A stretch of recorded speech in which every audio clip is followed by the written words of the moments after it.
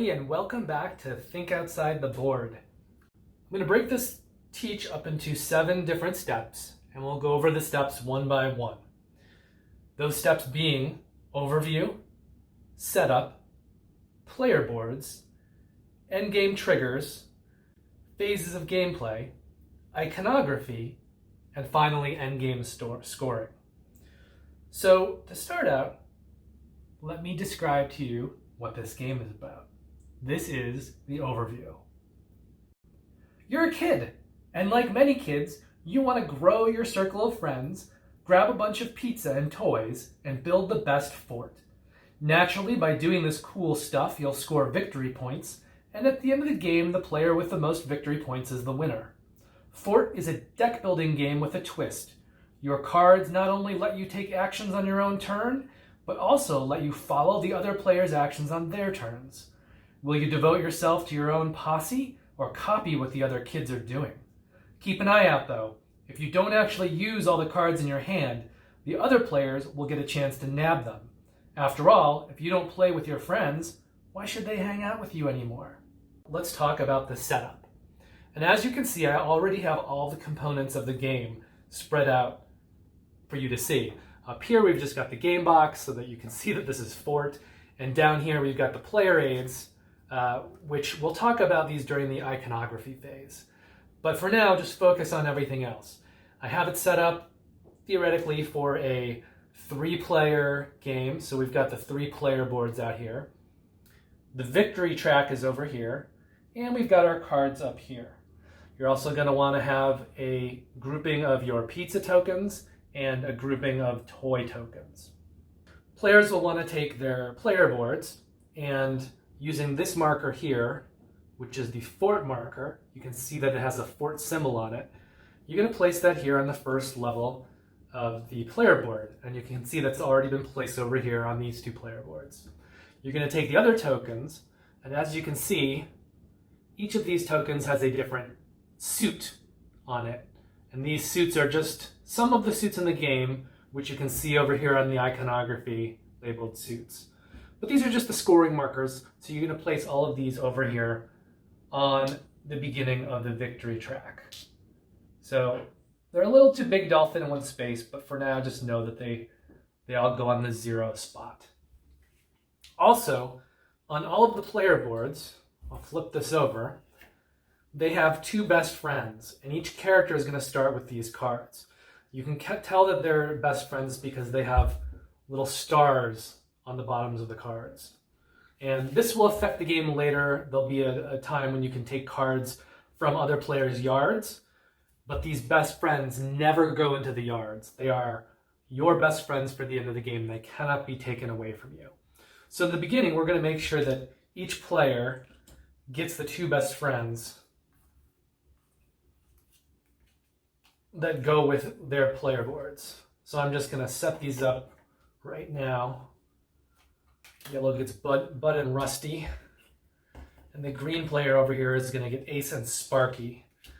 And then I'll have 2 cards left over which go with the 4th player board, but we're going to just leave those out of the game because that player is not included in this teach.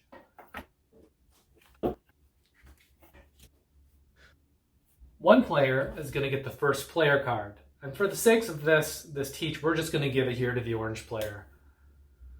This is the macaroni sculpture card, which will go to the first player who is able to advance their fort to the maximum level of 5.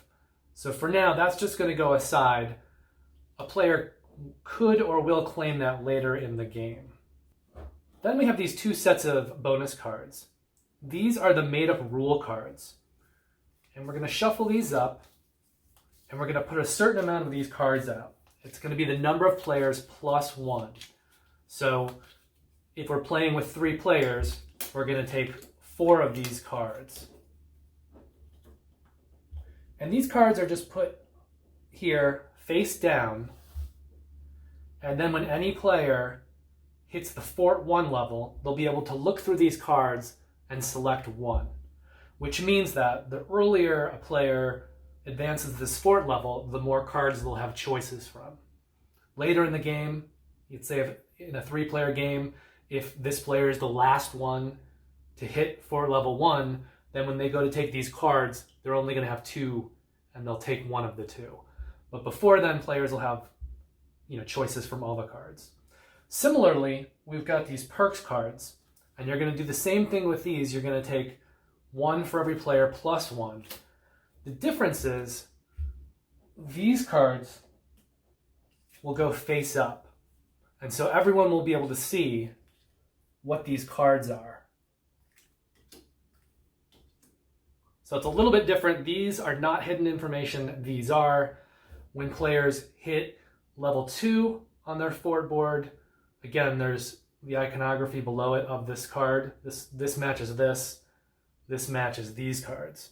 So anytime a player advances their fort to level 2, they'll be able to take 1 of the face-up perk cards. Now, in general, these cards, these made-up rule cards, will give you some kind of endgame scoring. So, for instance, the loner card here says that at the end of the game, score 5 points if you have no best friends, meaning if you've managed to get rid of these 2 starred best friend cards. This card says at the end of the game, score 1 point per fort action you have. And a fort action is something that we'll explain later in the teach. Here's a card that says at the end of the game, score 1 victory point per crown you have, which is a kind of suit. So you would count all the crowns and cards that you have in your hand, placed in your lookout, or possibly left over in your yard. And then this card says at the end of the game, score 1 victory point per resource in your pack, which is this area right here. And everything that I'm talking about, we'll be explaining as we move forward. But for now in the setup, I just wanted to explain to you that these are all cards that will score you endgame scoring points. So when you do take these cards, when you hit this fort level 1, this will give you some strategy of what you should be pursuing in what you're doing in the game. Now, these cards, these perk cards, the ones that you'll get when you hit level 2, these don't give you endgame scoring. What they do is usually give you some kind of ongoing or one-time ability. So for instance, this card says DIY. On your turn, instead of playing a card, you may trash this card to increase your fort level, and that's going to cost you 1 more resource than it normally would. But it's an extra fort increase action. And it says rivals cannot follow this action. It's like an independent action. So for this card on your turn, when you use the lookout, you may add cards to your lookout from the park deck, or any yards. This card says after you finish playing a card, including any rivals following, you may trash this card to play a second card. So that would give you like a second turn on the same turn. And this card says anytime on your turn, you may trash this card to add a card from your discard to your hand. So you would get to bring a card back from your discard to your hand. You're also going to take this deck, which is made up of 60 kid cards. You're going to shuffle them up, and you're going to deal 3 kid cards into the park here. You're always going to have 3 cards in the park, and the park is essentially this area below the victory track. You can see it says park. And then you're going to deal 8 cards to every player. So 8. And keeping in mind that each player already has their 2 best friends, each player is going to shuffle this up. So they're going to have 10 cards to start. And they're going to take the first 5 cards for their hand.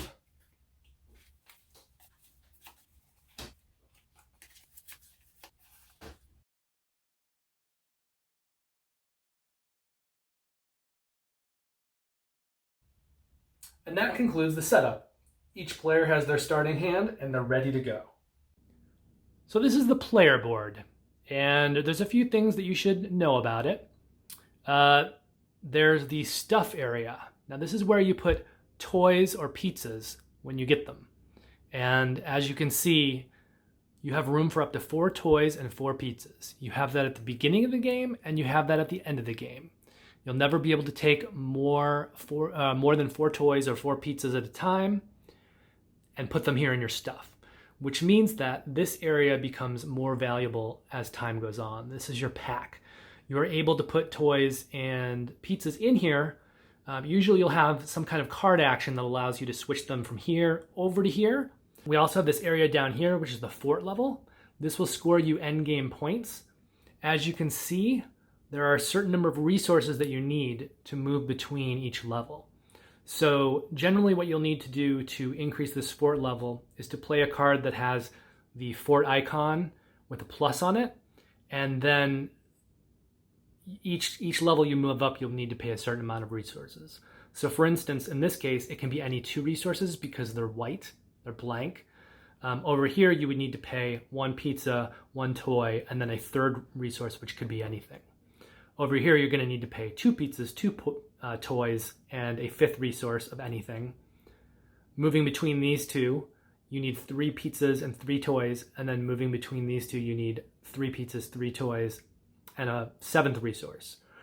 And sometimes if the fort increase is based on a suit and you're playing multiple suits at one time, you might be able to increase your fort multiple times in one turn, but you also have to have the resources to do so, which means later in the game, when it costs a lot of resources to increase just 1 fort level, and you're going to be limited by the number of items in your stuff and in your pack, it may be too much requirement to be able to do this in one action, even if you have both suits to do it. The lookout is also an important part of the player board, and this is where you store cards. So whenever you have this tree icon on a card with a little card on the bottom left of it, which is the iconography for adding a card to the lookout, you'll take that card, for instance, let's say this one, and you'll just slot it underneath here. And then the icons that are in the lookout will be able to be used on your player turns to supplement the action of the card that you are playing. And you can do this multiple times. You can have multiple cards in this lookout. Now, I should mention that both the pack and the number of cards in the lookout are limited by your fort level +1, which means that at the beginning of the game, when you have a fort level of 0, you can only have 1 card in your lookout. You can also only hold 1 card in your pack. But as you move this up, it's going to increase the amount of items you can hold in your pack and the amount of cards you have in your lookout. So there's a little bit of an engine building aspect going on here. And then finally, there's the yard. This is where you will place your cards at the end of your turn that you did not use in your turn. Also cards that are not your best friends. Any cards that have this little star on it that are your best friends will always go into your discard pile at the end of your turn. They will never end up in the yard because they're your best friends, so other players can't steal them. So there are 3 endgame triggers in Fort. The first is if any player has scored up to 25 points on the victory track. You can see the number is red, whereas all the other numbers are black. So if any player hits this 25 points during the game, that will trigger the end game. It will also be triggered when any player hits 5 on their fort level. And finally, it will be triggered whenever this park deck goes empty. Even if there are still cards out here in the park, once this deck goes empty, that also will trigger the end of the game. Whenever the end of the game is triggered, whatever player was last in turn order, the game will continue until that player takes their turn. That way each player has had the same number of turns, and at that point, the game will end. So in other words, if this player has gone first and they trigger the end of the game, the other 2 players will get to take a final turn. If this player was going last and they trigger the end of the game, then the turns will end at the end of their turn. It continues until each player has had an equal number of turns. Now let's talk about phases of gameplay. In many games, phases of gameplay and a player's turn could be 2 different things, because you might have various phases that happen, and within one of those phases is when the player turn happens. In this game, the player turn and the phases of gameplay, they're both the same thing. So we're just going to talk about them as phases of gameplay. So in each player's turn, they will do 5 things. They will do a cleanup, which basically means if they have any cards left out here in their yard from their previous turn, they'll just take those and they'll put them into their discard pile. I'm going to move everything over a little bit more just so that we can create a discard pile right here for this player. So first step, cleanup. Anything left in the yard goes over into the discard pile. Second phase, this player will get to play. They'll get to take their actions. Now what that means is they're going to play 1 card from their hand. They can select any card they want. And I'm just going to try to find you a good action. So let's go with this one. I may choose to play this card. We'll go over more of the iconography later, but essentially what this means is that you'll get to take a toy for every glue icon played. You can take other cards from your hand if you want to supplement this card. So for instance, if I decide to play this one as well, then that means that this turn I will get to take 2 toys instead of just 1 because I'm using 2 icons. If I happen to have any cards placed in my lookout, I would also get to use that if it was a matching symbol. So for instance, this is the public action. This is something that I do and then other players can follow. So I would take this action. In this case, I've taken 2 toys. I would take these 2 toys from the supply and I would put them into these spots on my stuff where I can hold toys. Once I've done this, any other players can follow. However, they can only do it once. So any player that has a glue card in their hand or a wild card could discard that card to their discard pile and then take this action once. Once all players have duplicated that public action, if they choose to do so, then I get to do the private action. So for this action, I can substitute a pizza for a toy or a toy for a pizza for every glue icon I have. In this case, I have 2, so I could switch these out. So for instance, in this case, I could take both of these toys and convert them into pizzas. Now, I go to the recruit phase. For the recruit phase, I can take any card I want from the park, or I could blind draw this card here, not knowing what it is. I could also use the recruit action to recruit a card from another player's yard that had been left over from the previous turn. At the very beginning of the game, that won't be an option because nobody's played that. But for instance, let's say this player had 2 cards in their yard from their previous turn. I could choose to recruit from that player's yard.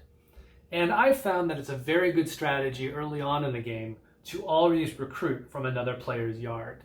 That way you're taking a card away from them at the same time that you're adding a card to your hand. So it kind of benefits you doubly.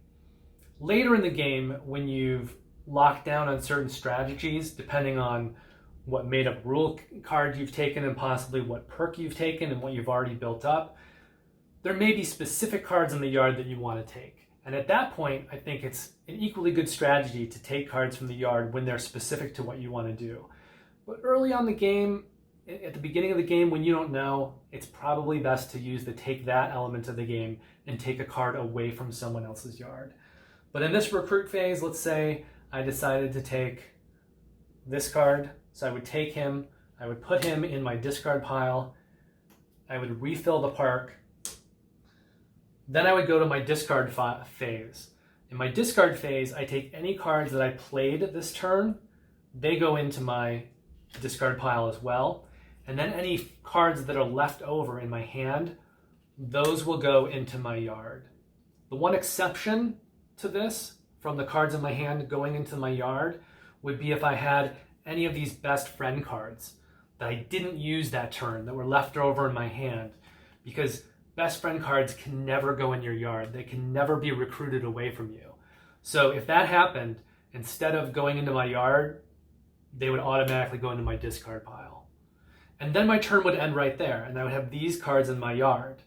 And I would finish my turn by drawing back up. And at the beginning of the game, remember, you have 10 cards. So 5 cards are used for your first turn, which means you'll have 5 cards left over for your next turn. And that's how my turn would end. That is the phases of gameplay and also a player turn. And that means that these cards then would be left here for other players to possibly recruit during their recruit action. Okay, let's talk a little bit about the iconography of this game, because as you can see, there is a lot going on with the iconography.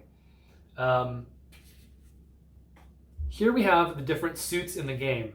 So just like any card game, there's different suits. In this game, they're all represented by different things that kids might have.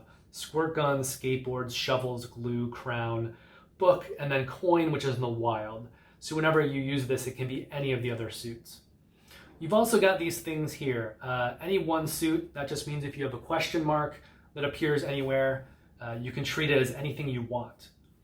And these are the 3 big ones. The fort level is what refers to your fort level down here. Cards and lookout refers to cards over here that you've placed in your lookout. And again, the reason that you do this is so that you can take extra actions when you play cards. You can always use these icons here in your playing of cards. And then finally, the resources in your pack, which is this area here. You've also got modifiers. So this means that, whenever this shows up, you get to do something that number of times, like this. You get a pizza for every shovel token. Over here, we've got a then. If you do something, then you get to do this other thing. For instance, here, if you trash a card from someone else's yard, then you get to take a resource of any kind. These are just resources. Pay 1 less, pay 1 more. Here we've got the sign for toys and pizzas. This is a generic resource, so it can be either. And then, as we've said, this corresponds to the resource pack here, where you can also put things.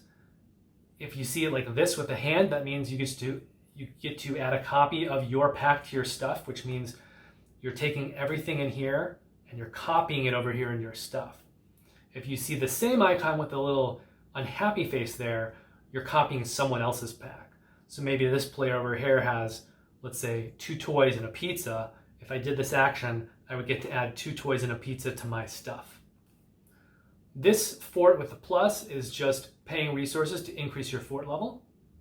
This is moving a resource from your stuff to your pack. So in this instance, you're getting to take things from here and move them over to your pack. That's always a good thing to do because it just creates extra resources for you over here and frees up more space in your stuff.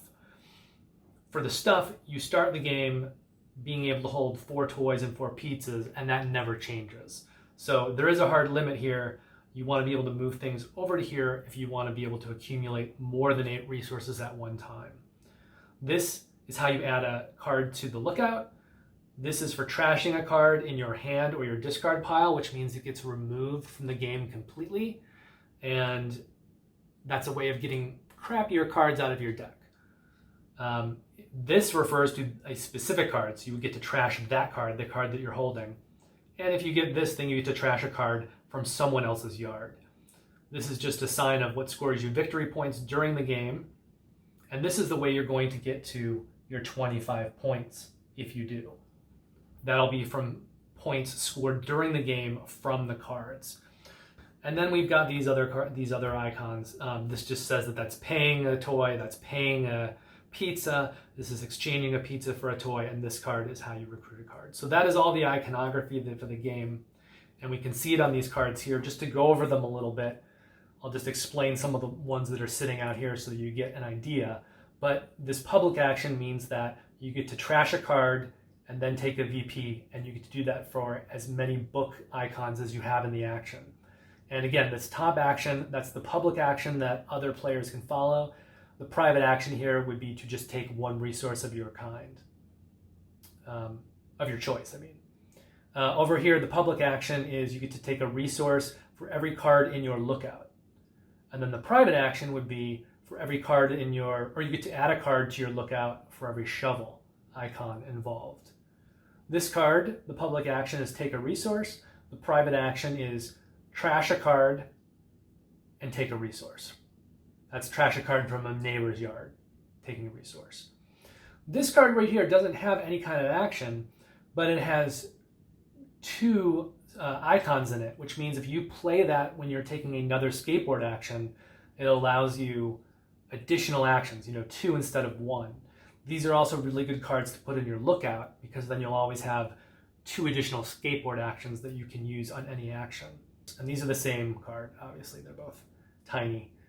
And lastly, we have this card over here. It says you can take a pizza for every shovel icon involved, and then the private action, you get a VP for every level that your fort is at. So for instance, if your fort at the time was over here a level 3, you would get to take 3 VPs. So that is the iconography of the game. Lastly, let's talk about endgame scoring. And as I mentioned, you're going to start with any points that you acquired during the game from cards. So let's say these players were like this going into final scoring. You're also going to add up any points for the made-up rule. So for instance, if this player had this at the end of the game, you're going to score 1 victory points per resource in your pack. So this would motivate you to, if you got this earlier in the game, you'd want to be trying to move resources over your pack as much as possible and keep a lot of stuff in that pack. Finally, you're going to score any victory points for your fort level. So for instance, if this player was here, they would score the 16 points associated with that fort level. And then finally, if a player hits the 5th level, they're going to take this macaroni sculpture card. Now this is only if you're the first player to do that, and that'll give you an additional 4 victory points at the end of the game. Now, multiple players could hit this level if they do it all in the same round. So for instance, this player could hit fort level 5, take the macaroni sculpture, and if these other players, were close to that level, maybe they have a card that they could use to increase their fort to level 5 on their last turn as well. Now, the only thing is, if you do this, you're not going to get the macaroni sculpture. If you do this second. So the only player who gets the macaroni sculpture is the player who scores this first during the game. It doesn't move around, to whichever player did this most recently. It stays with the player that hit level 5 fort first. And then you'll add those things together. You'll add the victory points, the fort points, the points from your made-up rule, and if you have the macaroni sculpture, you'll score that. And the player with the most points wins. Thank you very much for watching this teach. I hope you enjoyed it, and I hope it made it much easier for you to learn the game. If this video helped you, I'd really appreciate you liking, subscribing, and then if you want to be notified upon publication of future videos, to hit the alarm bell as well.